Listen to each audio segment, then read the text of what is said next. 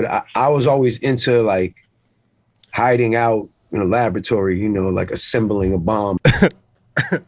What was that, Alchemist? The Alchemist and Kenny Beats talking about breaking through into the music industry. Like I could say what I want to say, but I think what I do speaks the most. So like I'm This is some terrible quality, man. What the f is filmed on a potato? a fan of lead by example. When I was like, all right, if I can get my best friends to be really impressed, if I can get the people that I actually invite to the studio to think like, oh, this is crazy.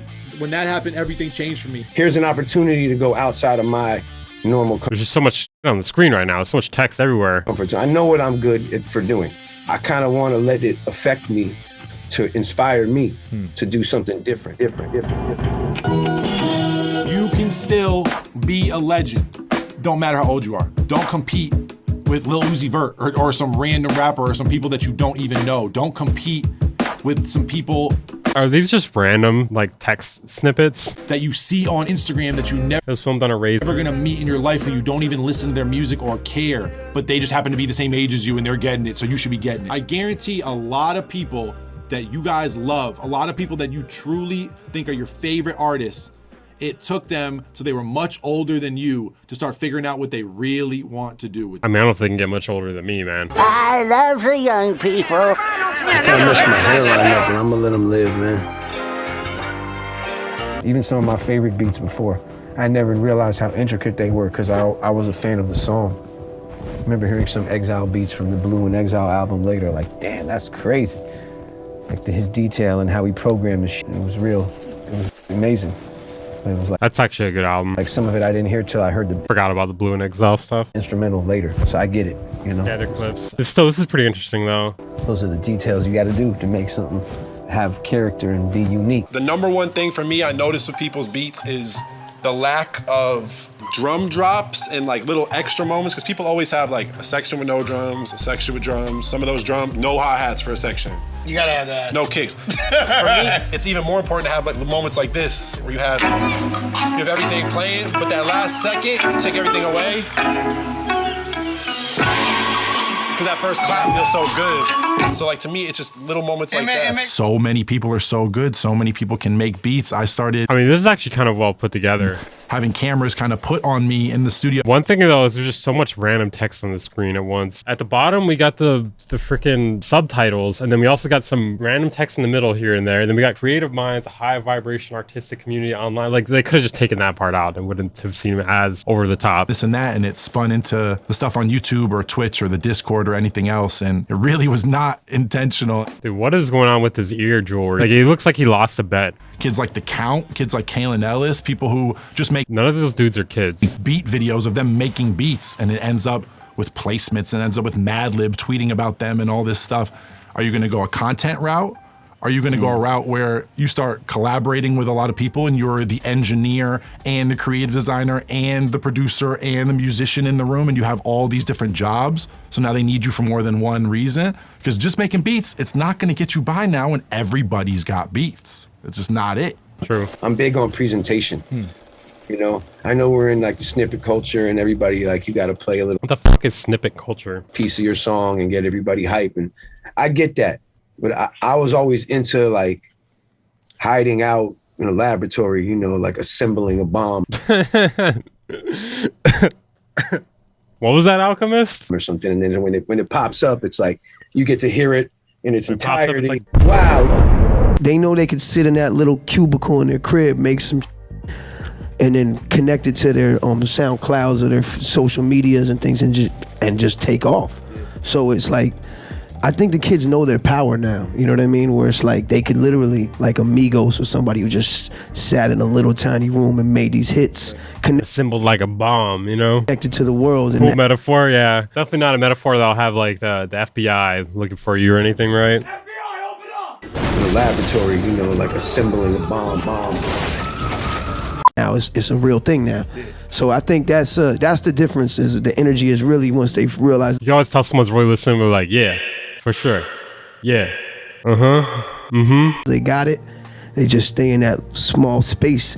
No big studios no more, none of that. It's like a little room, a little laptop, hit. Why's everything gotta be little? A lot of people are in their head thinking, this music's gonna do well on Twitter. This music's gonna blow up Disgusting. Pocket operator. on Instagram. This music's gonna do well on TikTok. This music is gonna look good in front of an A&R. This music is gonna work with the algorithm on Spotify. A lot of people, even though they love making music, they have music that they love, they have an idea of what they're gonna make, they get focused, me included. I'm not shitting on anybody because this was my life till I was 25. You focus on what's gonna work, what's gonna make me money. What are these people saying is hot right now? What is this app or this website or whatever, this part of the internet? You start focusing on all these different factors because you're trying to pay rent. What?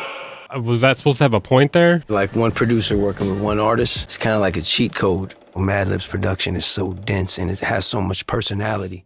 So at first I was like, damn, how am I gonna do this? You know, but it was like, after a while I thought about it and was like, I can just do the best me. That's true. Spreading radical ideas with the producer community. Gotta drop the bomb tomorrow, you know what I mean? I don't know what you mean. Yeah, that felt like an unfinished tangent. I don't know. Sometimes you see these production credits and it's like 15 people on it, right? Yeah. Maybe makes it feel like nobody was really invested in it entirely. So I know the value of collaborating and I think it's dope, but I do think, you know, don't overcook this shit. Once I was 25 or 26, I decided It always goes back to being 25. I'm gonna make music to me that I love. I'm only making music if I play it for my friends or I play it for the people around me who I really trust and they love it. Because it used to be like the people around me who I know in real life, they never f with my shit. But I was always aiming for the internet. How does that make sense? How are you trying to get the internet to fuck with your shit, but you can't get your friends to fuck with your shit? When I made the rule the opposite. I mean, to offer a counterpoint here, like maybe your friends aren't into the sort of music though, you know? The people on the internet could be more specifically into the type of music you're making, whereas your friends might be into different genres and whatnot. Unless your friends are into the same sort of music. Not everyone's into the same sort of shit, that's why. My best friends to be really impressed. If I can get the people that I actually invite to the studio Not sure if I understand the point there. to think like, oh, this is crazy. Then when that happened, everything changed for me.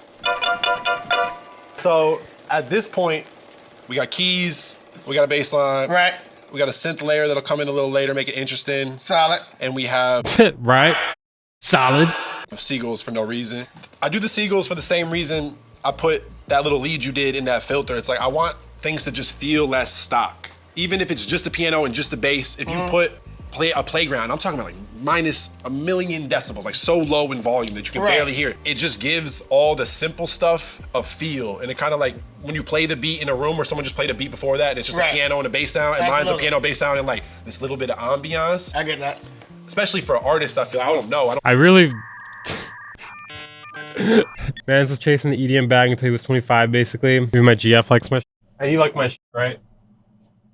She said yep. She said yep, guys. We're gonna make it. She said yes. A little something extra to go off for a more nostalgic. Okay. Especially with simple stuff. Okay. Like even if I do a beat that's big 808s in one sound, if I just got that rustling underneath it, all the simple stuff feels intentional. Once I get the beat going, then I'll just, whatever's here, I'll make it all work. But it's like all different textures, so when you blend them all, Yeah. it shouldn't be easily dissectable with your ear. You gotta be crafty with how you EQ and compress and mix beats with the MP in order to make it sound like a real soup. Like a real soup? What is he saying, man? How do I EQ my beats to sound like a real soup? The easiest way for me to think about how everything's gonna feel is the bass line. So I usually do a bass line and then I'll do an 808 second. How you pick the pattern? You gotta go first instinct. I say this to rappers all the time who are like, man, but I wanna sit here and write this for 8 hours. I'm like, what you write for 8 hours is gonna be 15% better than that first instinct. You think it's such a high level, the first thing you say is gonna have this innocence to it. You know what I mean? Like, Well, the thing is, if the first thing you write will probably be more natural feeling than something that you spend like 10 hours on. That's my thought on that. Alchemist music is not my tea, but I love his philosophy in music. No, I like some of his beats, or I haven't heard any of his like newer stuff. He did some of that Kendrick stuff though too on Kendrick's newest album. I think that was pretty good. At nature, or you putting out something free, you pretty much don't have to worry about what you're sampling. A person like me is like, I don't really give a shit because I feel like once you get it out to the world, it's gonna live forever. So go do your thing, because if they're coming at you, that means you're doing something right. They only come at you when there's money involved. Even for me, if I'm working with a big artist and I know it's gonna reach, or I'm a little more careful than usual. But it's an art, and you got to do what's inside you. So it's really not the sample; it's what you do to it, anyways. Kenny is legend. A good network is probably most important to me. Crazy experience because I couldn't use samples. Right. So it was like it kind of opened my eyes to things that you could do. It gave me a formula to to build on the future. Almost like, DJ Khalil. I don't know what can work. No one knows what's gonna work. That's why you gotta just make the. I know nothing about DJ Khalil except his name is extremely close to DJ Khaled. That's literally the only thing I know about him. That way you can stand behind it because you got some skin in the game because you really feel something about it. Whether it does. I never understood that saying. You got some skin in the game. Like, what does that mean? Like you. I don't even know. I really have no idea what that's supposed to mean. Does well or not, and when you get there. Like whenever people say that, I'm just like in my head. I'm like, what does that saying even mean? 9 times out of 10, that's when it goes. Care about the craft. That's still at the core of this. So all the best guys are that. That was pretty interesting. Pretty unstructured, but there was a lot of like interesting tidbits in there. The